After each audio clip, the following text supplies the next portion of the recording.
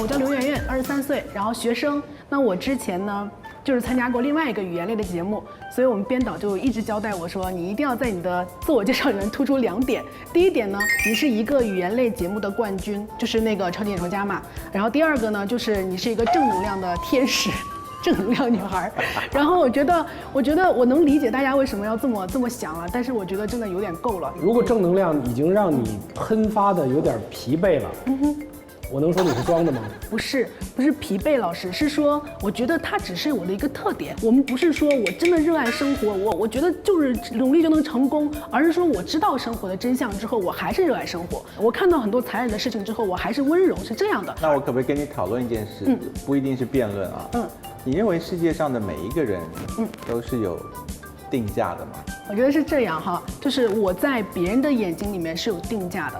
我在我自己的眼睛里面是无价的，就是你说的。然后我别人给你的价钱是一个，但是你自己永远是无价。对我自己珍爱我自己，并不意味着说我得到的东西都觉得我是应得的。他对自己有个期许，就是我永远不要被定价、被买走。对，但是我觉得不是说别人给我机会，别人给我机会，我当然。所以他正能量天使还是其来有自啊。我们到目前为止其实都是概念。你帮我讲一个故事好吗？就是你自己曾经让你左右为难的。比如说，你像我家有3个小孩儿，然后呢，我们家呢就是父母就是条件不是很好，那就需要让我们3个上学。那这样的话呢，就是我们这些小孩在有一个特点哈，就是说在抉择自己的未来的时候呢，我们就会想要找一个稳妥的方案。但本人我的性格其实不是一个很稳妥的性格，当时是想去学另一个专业的，但是去学了经济。那个时候我自己太弱小了嘛，所以我就必须得服从这个，但是我会慢慢的变强大，到时候我就会有选择啦。我给你讲一个小故事。我当年保送浙江大学，然后我们家人就说你怎么不高考啊？我说我不用复习，我都保送。我们家人说你保送哪儿？我说我保送一个山清水秀、美女如云的，反正不来你们清华大学。我们家人最后就说好，我们现在跟你谈一件事情，你可以自己选择，那就是西方方式。西方方式自己选择大学，自己养自己；要么咱们东方方式，我们给你选大学，你必须去高考，去上清华大学，我们养你。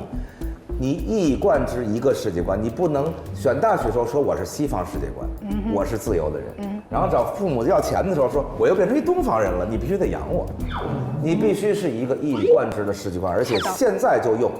不能说，哎呀，我现在弱小，所以我不能用这个。虽然我很美好的世界观跟原则，现在就用。我觉得我有一个一以贯之的世界观，会坚持到最后。我永远不给年轻人泼冷水。他想要封住我们的嘴啊！对，我到60岁，我也不跟人家说，哎，你知道吗？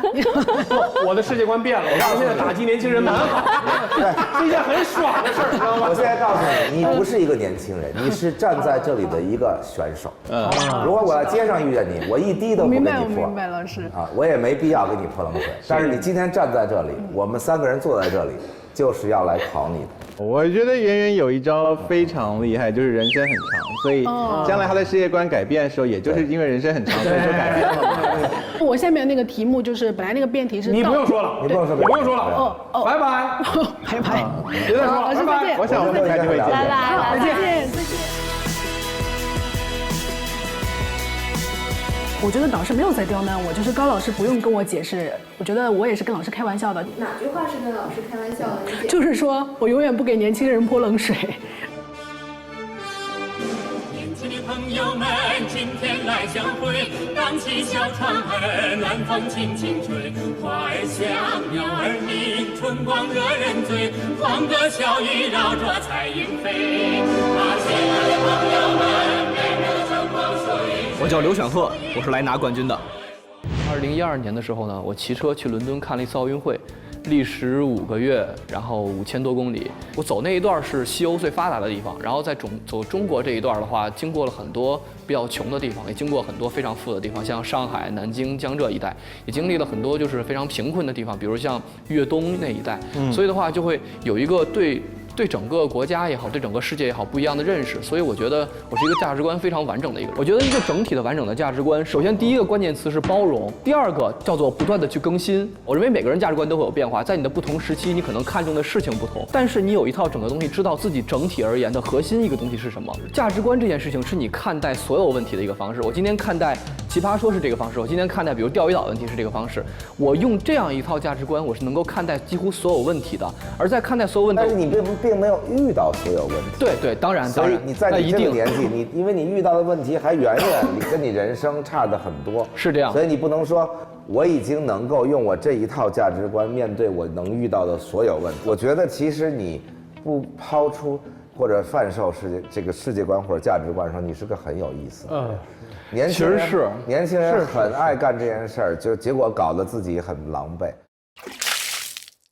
消失的传统有没有必要找回来呢？我觉得这个传统实在是太多了。有这个传统文化呀、传统习俗啊、传统艺术等等。第一个反应的那个具象东西是评书。我从小就特别喜欢评书，我从小学就开始学。我跟单老师和刘延广老师学评书。话说在这比赛现场有这么一号人物。龙眼神仔细打量，就见此人，他身量不高不矮，不胖不瘦，细腰炸背，双肩暴龙。往脸上一看，眉生八彩，目如朗星，主得端正，英华满面。尤其那双大眼睛，透露着睿智与幽默，把眼珠子一瞪，放出2道寒光来。是。最后问你一句，你想传承的、保护的评书，是你师傅单田芳那评书呢？还是早就已经被淘汰的？按照那个标准讲，你师傅那都不叫评书的那个评书呢？其实我更想传承的是，古代，然后并且呢，经过现在改良之后的我老师的评书。所以啊，你要传承的其实不是古代传统文化，而是被经过改良、淘汰了很多东西之后的留下来的。我是那种钱包里边的钱一定要按照面值的大小排列整齐，如果不排列整齐，我一定会疯。而且原来我也碰过壁啊，我比如说什么电视台招聘啊，一说什么星座啊，他们一八卦一问，我说处女座，然后他们说咦，那个表情都特别难看，然后就仿佛心里说处女座我们才不要你那么事儿。但其实我心里非常骄傲，我就觉着处女座都是钻石，都是钻石。我是想先平反一下处女座，然后呢，我是处女座里边的奇葩，我像一个脱缰的野马一样狂野。脱缰就跑不动了吧？不是跑得更快了，而且是丧心病狂的跑。肠子留在奔驰的路上，那最多能跑150米，对，突出长的一条尾线，华丽的弧线。对，高明，我觉得你是一朵奇葩，但是奇葩说对你来说太早了一点。也许再过个2、3年、3、4年，还有奇葩说，你再回来的时候，因为那时候你可讲的东西，可能会多一些。对，可分享的东西可能会更多一些。不是你的问题，是时间还没到。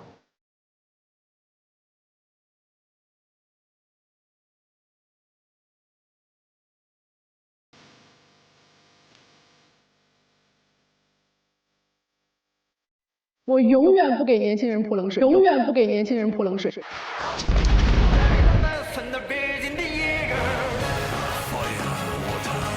各位老师好，你好。上一位选手好拼啊！我觉得我除了现场表演生孩子之外，估计超越不了了。OK，你要是能生，你马上直接晋级。那位绝对，我们直接让你冠军了，你赶快生，快点。 OK， 我的名字叫花溪，然后从小异性缘齐家，然后做了15年的专职男闺蜜。然后这件事情上有一个案例跟大家稍微分享一下吧。我有一个女性朋友，她的男朋友的前女友杀回来了。慢一点，关系慢一点，再说一遍，我反应一下。她有一个女性我闺蜜的男朋友的前女友 ，OK， 杀回来了。然后在一个月黑风高的晚上，她给我发信息，说那个女孩挑战我。我说怎么挑战你的？她说她问了我第一个问题，说我们家那个她过得还好不好？能不能给我发一张照片让我看看？我挺想她的。我说那你给我看看你手机里面有什么样的合照吧。她给我发了一堆非常亲密的合照，我就说不能发，发了你就成了陪睡的小婊子。然后她说那该怎么？就是艳照都给你看。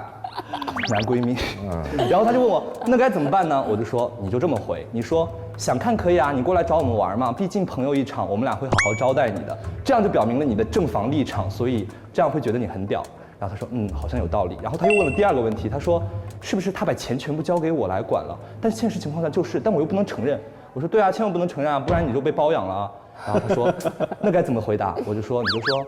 因为我们俩把钱放到一起啊，这个孩子从来都不知道自己有多少钱，全部放到我这儿，想要什么都问我要，所以我就跟养了个儿子一样。其实不是花他的钱，有的时候用我自己的钱给他花了。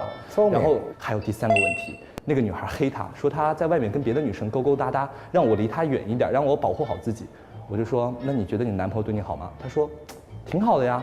我说那你就不要管他。我说你这么回答他，老娘的男人有别人喜欢，说明我没瞎呀。没有人要才说明我选择的不对。所以说这不是还没有被抢走吗？就算被抢走了，我也不会去追，因为分了就是分了，不要再纠结。我说最后一句话打括号，告诉他来反讽一下他，分了都分了，你回来干什么？最后一句话起到2个效果，第一个效果就是我不在乎，第2个效果就是你也不要管我们的事。3个问题回完之后，他们就觉得啊 ，OK， 这个问题就解决完了。然后另外一件事情是我自己的啦。我这个人离我老婆远一点啊！有机会认识你的老婆，非常有荣幸。真的是很好的一个男闺蜜啊！你作为男闺蜜，你是做了什么亏心事，怕我和你的老婆发现吗？你甭管，没你的事儿。但是我看他好像对你老婆，包括对你不会构成什么真的威胁。对啊，为什么？你看不出来吗？我因为，对吧？喜欢你这款的不会喜欢我这款。花心，你是那种在网络上面看到很多人就一路刷微博，一路就讲说。是这样子的人吗？有一次就是我被人骂，我就发了一条非常正常的状态，我就说，有人说我瞎了眼才会看上你，我想说我就算瞎了都没有看上过你，我就发了一条这样子的状态，然后下面就有人回复说，花溪我真的看不下去了，你太把自己当回事了，我就啊，然后我就回复说，自己都不把自己当回事，别人怎么看你啊？我说活得太轻贱是你们的做法了，吐我的槽，你刷你的微博，你跑到我吐槽的地方来骂我，那就是你的不对了。是，于是我就给他回复我说。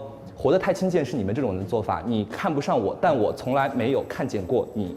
然后他就说没看见过我，你回复这么多，你脑子有病啊？我说不是脑子有病，就是以命为己任。你就算这个屁我闻到了，还得挥挥手呢。他就再没有回复了。然后说这事是过去了吗？我不会被仇家追杀吧？于是那2天我在学校非常诚惶诚恐。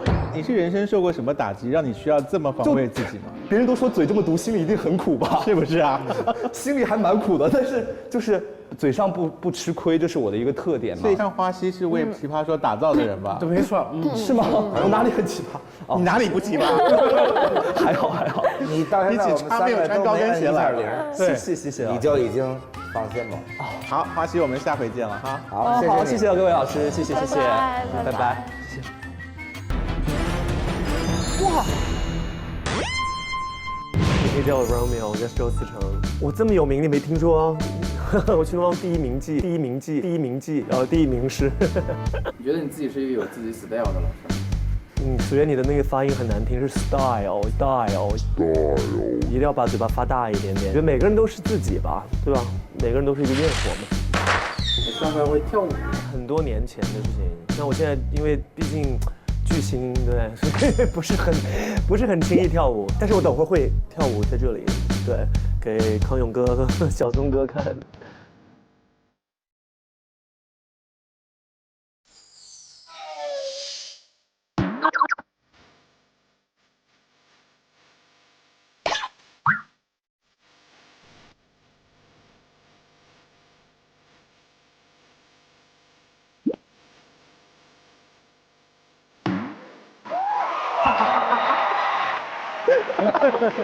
大家好，我叫做周思成，我来自于长沙，我是名英语老师。其实我在来之前我会紧张，我见到考永哥会不会哭出来？因为您真的是我的睡前枕边男神。很多人肯定都这样说过，但是真的我每天如果不看到您和 S 姐主持节目，我真的是睡不着，所以我周六周日都睡不好，因为周六周日没有康熙来。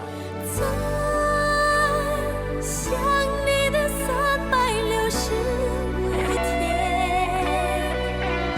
所以我刚才看到您的时候，但是你从我身边走过的时候，我觉得特别的震惊，因为真的那种默契，5、6年来的默契，然后就一下迸发出来。什么默契啊？我觉得就是我单方面对您的默契，所以我刚才对您笑了一下，您对我笑了一下，我觉得特别的平和。今天来的时候，我看到马东老师的时候，我觉得很紧张。您从我身边走过的时候，当时那个气场，那个杀气，当时您的嘴巴是往下垂的，立刻让我想到一首歌叫《董小姐》。董小姐里面有一句歌词叫做“你嘴角向下的时候很美”，我当时听的时候觉得不合逻辑，嘴角向下的时候因为是一张扑克脸，对啊，配合一下这个表情，嘴角向下的时候明明很凶，我觉得不会很美。因为我家里没有草原，你知道吗？那你怎么会招惹到罗永浩呢？因为他在出新东方的时候呢，因为出去以后他自己开了一个英语学校，所以他就要说前面的不好。然后呢，他就说新东方是一个靠跳舞唱歌的地儿。然后呢，我因为我经常跳舞嘛，然后我的视频有一个视频在网上特别火，他每次都要把我的视频放到第一个来说。然后呢，他就给我取一些很奇怪的名字，什么娘娘腔啦、人妖啦。我就跟他说我不是人妖，我就是妖，我就是妖，就是妖。别这样，别这样，我。对，所以我就觉得你根本就不认识我，你还要说我，我觉得这是一个特别肤浅的事情。可是他说的是真的，你在课堂上面教学的时候唱歌跳舞。对，是，我不觉得这样有什么不妥的地方。虽然没有不妥，可是他举的例证也就没有错啊。可是他说新东方只靠唱歌跳舞，他特别喜欢去混淆概念，我觉得这就是辩论的一个很奇怪的。所以你在教课的时候，除了唱歌跳舞之外，有比唱歌跳舞更重要的事情吸引了学生？当然，就是我讲课特别的接地气，特别的抓住学生的心。你教我们一个单字，然后是用接地气的方法。好，英语单词教学现在开始。Lesson 1。有一个词比较的难，叫做 fraction， 叫做少部分，它的反义词叫做 majority。所以说我们经常说 a majority people，a fraction of people， 所以很多人记不住这个词，什么叫做小部分？你看它的前面叫 FR， 后面叫 action，action 叫做行为 ，FR 是谁的前缀？芙蓉姐姐的前缀。所以芙蓉姐姐的行为只有少部分人能理解，这叫做 fraction。那要是说我说那 majority 反义词是 minority， 那 minority 怎么记呢 ？minority 来自于前面的 minor，minor 来自于 me，me 就是 mini 的意思，表示小，所以 Mini Cooper 大家都知道，所以它表示小部分。就是我觉得录节目和上课一样，如果你让我1分钟没有一点点小亮点，3分钟有个大亮点，我觉得我是受不了的。所以他就是我们找的那种人，对，既能辩论又知道你们要什么。是，谢谢。好，那我们会期待你接下来的表现哈。谢谢康永哥，好，谢谢思思老师，谢谢。我觉得今天这样的表现给不给我金卡，真的已经完全没有所谓。最近我和你都有一样的心情，那是一种类似。我最开心的一句话就是康永哥对他们说，所以这就是我们想要的人。我的枕边男神蔡康永，我要跟你更加近距离的约会。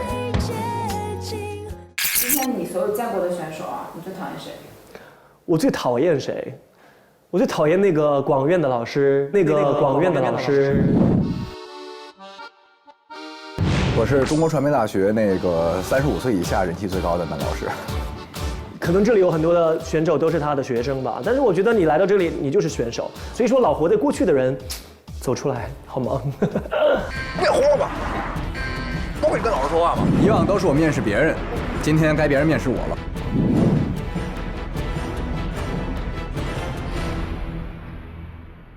在传媒大学呢，被同学们称为麻辣教师，也称为男神教师。当然，男神教师这个理由呢，很明显啊，还是一表人才的啊，这一点倒是看不出来。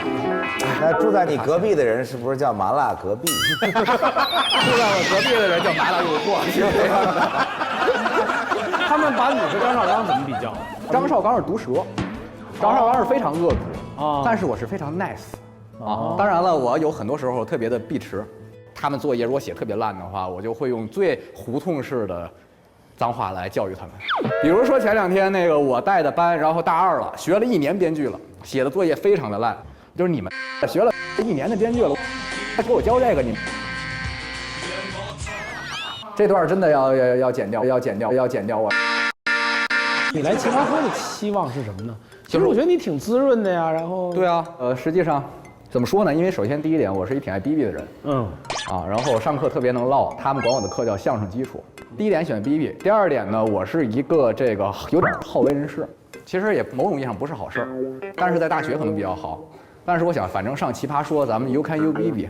我作为一个编剧，我编了一辈子瞎话了，还不能给我找一个地儿说句真话吗？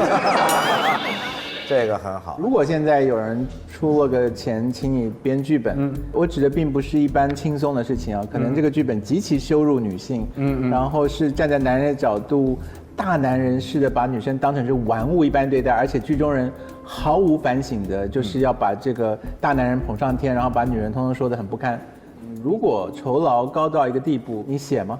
如果这个播出去以后，会使正常人类对我的评价降到一个匪夷所思地步的话，那我觉得我也不是那么缺钱嘛，我也并不是一个功利心很重的人。如果功利心重，我不会当老师。所以现在有人邀请你编剧的时候，你的确是会先看一下他所要传递的理念是不是你能够接受的？是的，价值观一定要看这个东西。你觉得莎士比亚跟关汉卿哪个更吸引你？从我的自己的直观感受上，我觉得莎士比亚更吸引我。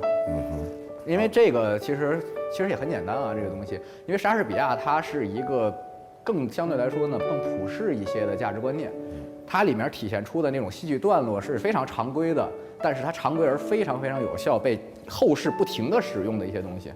关汉卿实际上它也很好，但是它更公案，它的这种公案感、传奇感，某种意义上会削弱它的艺术感染力，这是我的个人的一个很好专业上的认知。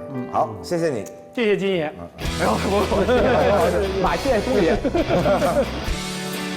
马东老师临走的时候说：“金爷慢走。”我一瞬间很感动的样子，当然他们变成东爷了。这位爷有一种无缘无故的价值，对，没有来由的，不知道为什么。讲究这个，比如像这位爷现在就有一种无缘无故的价值。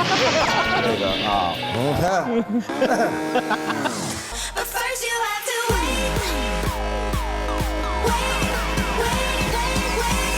有请下一位。3位导师好。这3位导师，这 Kiert 我觉得非常非常有感觉啊，就是不知道这个是不是特别传统，也是镂空的。如果是的话，真的很拼，这节目一定能火。你想看看吗？下场再说，下场再说。你如果不是真心想看，请不要提这个问题。蔡康永老师特别喜欢您和阿雅主持的那个我猜。我没有跟阿雅主持过我猜，不，他也特别喜欢我拍的电影《红高粱》。没事，我就摁一下啊，手贱。我这膝跳反射，对不起，麻烦，再见。对于3位导师想要什么样的人，我也不太清楚，所以只能下次再见了，拜拜，走了。盒饭钱给我报了。他们要适应这个新的节奏哈，我们要比昨天快。大家好啊，我呢是咱们北汽的一个普通的哥，郭大哥，我现在是您的乘客，我坐在后座上。然后路上我说，哎，师傅，我听说北京的哥都是侃爷，您是吗？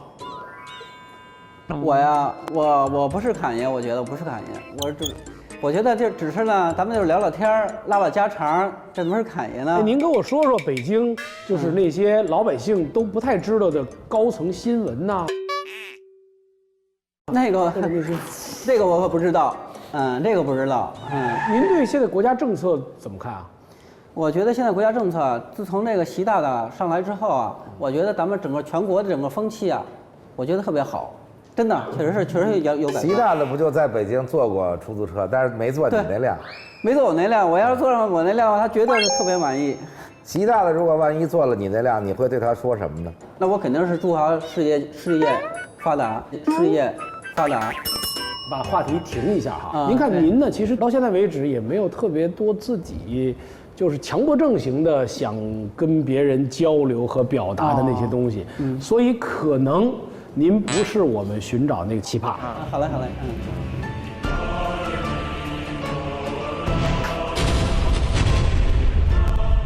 前面一些选手状态不是特别好，不是一般的不好，特别的不好。我们有什么办法呢？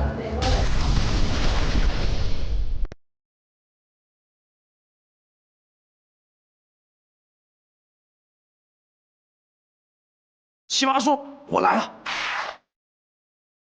Oh yes，Hello，高老师好，蔡老师好，然后马老师好。我叫樊凌峰，就是因为我涉世未深，所以与众不同。还有我有点格格不入，但这样的话可以熠熠生辉。而且我这个人有点乱七八糟，但是我觉得这样子可以让我生机勃勃。如果爱奇艺选了你，我觉得至少可以活10年，而且意义会更大。如果我们真的失去你了，应该怎么办？凉拌啊，你们就1.5亿投资，也没什么大意义。我是传媒大学的，我大1的时候，康永老师我人生踢的第1次大学讲座是您来我们学校宣传您的说话之道，在那个排队的行列里，我认识了我第一个喜欢的女孩子。当年您多大？当年我19岁。19岁，您第一次喜欢一个女孩子？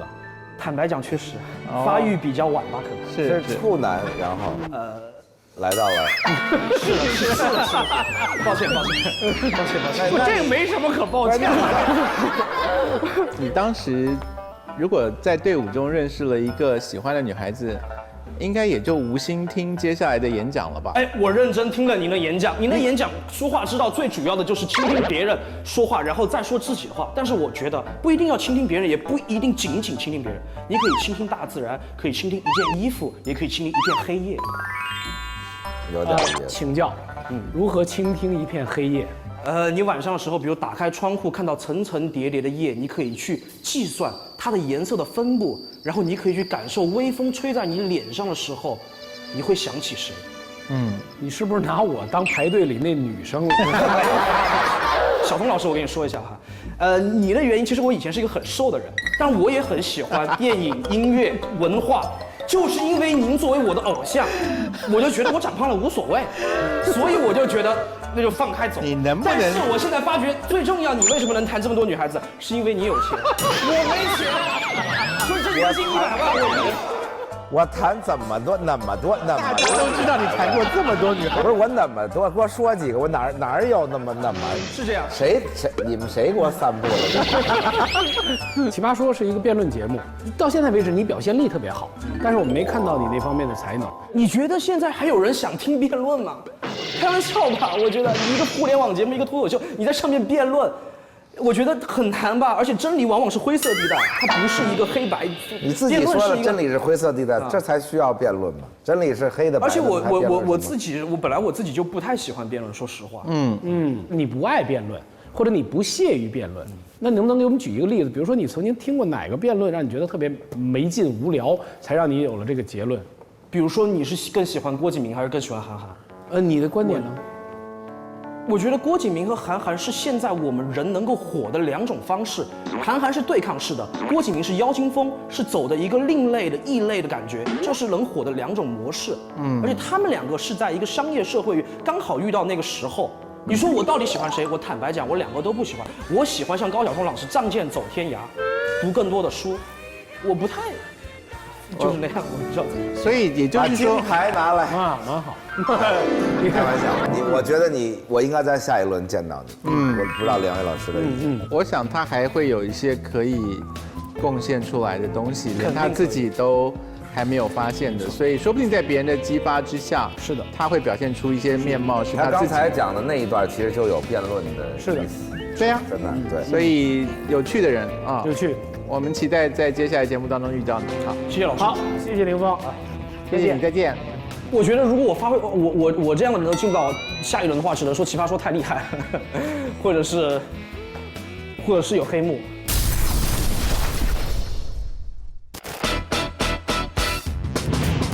本节目由时尚最时尚的美特斯邦威独家冠名播出。一定要下载爱奇艺视频看奇葩说呀！感谢有态度的网易新闻客户端，微博关注爱奇艺奇葩说跟我们互动，微信添加奇葩说订阅号，每天推送纯干货，喂饱你。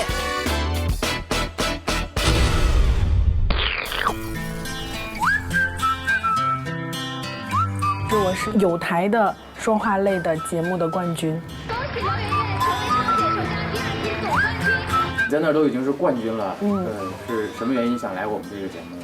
因为我觉得就一个原因，就这个节目里面有我没有见识过的东西。很多人都说来这儿不是个明智的选择，但它是一个我会做的选择。要相信世界上有奇迹，因为你就是刘媛媛。